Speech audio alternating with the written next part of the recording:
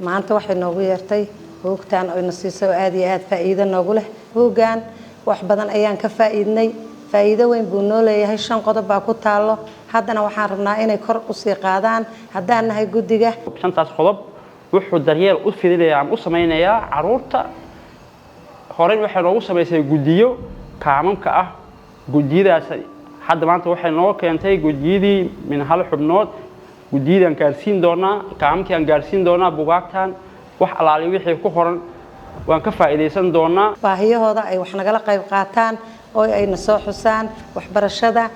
haday tahay caafimaadka wayba noo dhiibeen waa u jeedaan ma sha Allah farxad baan maanta naga muuqato gahan waxa loogu talagalay si kor loogu qaado aqoonta xirfadaha iyo hab dhaqanka bulshada barakacayaasha ku xeeran Garowe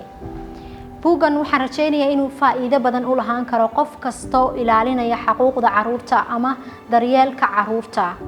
waxaan aaminsanahay inuu wax badan ka bedeli doono guddiga ilaalinaya xuquuqda caruurta ama daryeelka caruurta inuu wax badan ay ka baran doonaan wax badanna ay ka faa'iidi doonaan waa hage u baahan qof kasta inuu haysto waa hage ku haboon inuu goob kasta yaalo lagu daryeelayo caruurta hagahan waxa loo wuxuu qaatay in xeerar levels badan buu soo maray markii ugu horeysay in la soo qoro then in la turjumo hadda waxa maraysa levelkii ugu dambeeyay oo ah in la gaarsiiyo guddiga xuquuqda caruurta